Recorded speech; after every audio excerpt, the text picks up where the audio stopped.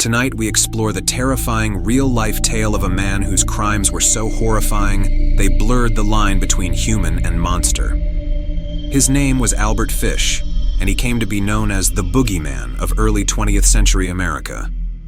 Unlike folklore or campfire stories, his darkness was all too real. He was flesh and blood, but what he did, those actions seemed to come from a place far more sinister. Born in 1870 in Washington, D.C., Albert Fish was the youngest of 4 children in a family plagued by mental illness. His father died when Albert was just 5 years old, and his mother, unable to provide for him, placed him in an orphanage. It was here, in this cold and uncaring institution, that the seeds of his depravity began to grow. The orphanage was not a place of care, but of cruelty. Albert was subjected to beatings and witnessed unimaginable violence. And something even more disturbing occurred. He found that he liked the pain. It was said that, as a young boy, he would laugh as he was beaten, a twisted smile creeping across his face. For 6 years, Albert Fish endured this life, and when his mother was finally able to bring him home, the damage had already been done. He was no longer just a boy. He had become something much darker. As a teenager, Fish began experimenting with sadomasochistic behavior. He would visit public baths not to wash, but to watch other boys, and his thoughts grew darker still. By his early 20s, Fish had moved to New York City, and it was there that his disturbing sexual fantasies began to take hold. But it wasn't until the 1920s, after years of petty crimes and strange behavior, that Albert Fish fully descended into his monstrous nature. On the surface, Fish appeared to be a frail, elderly man, gray-haired, hunched, and mild-mannered. He looked like the kind of man who could be your grandfather. But appearances can be deceiving, and Fish's true nature was far from harmless. Beneath his kindly exterior was a predator, a man who preyed on the innocent with unimaginable cruelty. Fish's methods were deceptively simple. He would use his appearance and charm to gain the trust of families, particularly those who were struggling financially. And once he had that trust, he would strike. One of Fish's most notorious crimes began in May 1928, when he answered a classified ad in a local newspaper placed by Edward Budd. Edward was an 18-year-old boy looking for work to help support his struggling family. Fish, posing as a farmer named Frank Howard, responded to the ad, offering Edward a job on his fictional farm.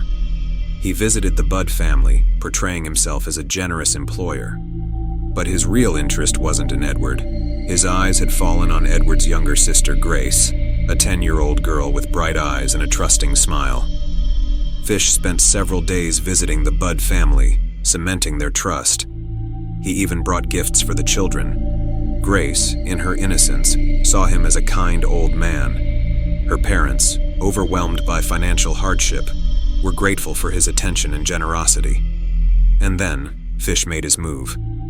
He asked if he could take Grace to a party for his niece. The Budds, having no reason to doubt him, allowed Grace to go. She left her home on June 3, 1928, with Albert Fish, hand in hand, never to return. For years, the Budd family was left in a torturous state of uncertainty. They had no idea what had become of their little girl. They prayed for her return, holding on to the faint hope that she might still be alive. But 6 long years later, in November of 1934, their worst fears were realized when they received an anonymous letter. This letter, written in Fish's own hand, remains one of the most chilling documents in the history of crime. In graphic and horrifying detail, Fish described what he had done to Grace Budd. He wrote about how he had taken her to a remote house in upstate New York. There, he lured her into a false sense of security before killing her in the most brutal fashion. The letter spoke of unspeakable acts so vile they would haunt the Budd family for the rest of their lives. The letter was filled with a level of sadism that left investigators shaken. Fish wrote not only about Grace's death but also of cannibalism, claiming that he had eaten parts of her body. The depravity of his words was beyond comprehension, but it was this very letter that led to Fish's capture. Police traced the letter back to a boarding house where Fish had been staying, and on December 13, 1934, Albert Fish was arrested. When detectives apprehended him, they were taken aback by his calm demeanor. He offered no resistance and seemed almost indifferent to the charges against him. In custody, Fish confessed to the murder of Grace Budd, as well as several other children. He claimed to have targeted children because they were pure, and that he found joy in causing their suffering. His confessions were not only horrifying but filled with disturbing contradictions. Fish spoke about hearing voices, which he believed were instructions from God, commanding him to torture and kill. Fish's trial began in March of 1935, and it was one of the most sensational cases of the time. The courtroom was packed with spectators, all eager to catch a glimpse of the monster who had preyed on their darkest fears. Fish's defense attorney argued that he was insane, pointing to his lifelong history of mental illness, self-harm, and disturbing behavior. Psychiatric evaluations revealed that Fish had indeed suffered from delusions, severe sexual perversions, and sadomasochistic tendencies. However, despite these diagnoses, the jury was unmoved.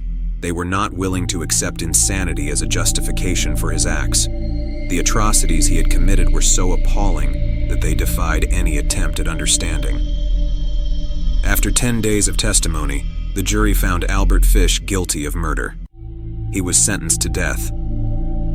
On January 16, 1936, Albert Fish was executed by electric chair at Sing Sing prison. His final moments were as cold and detached as the rest of his life. He made no apologies, showed no remorse, and, in fact, referred to his impending death as the supreme thrill of his life. In the years following his execution, the legend of Albert Fish has grown, cementing his place as one of the most terrifying figures in true crime history. His story continues to haunt those who hear it, a reminder that the real monsters are not always those of fiction, but sometimes walk among us, hiding in plain sight.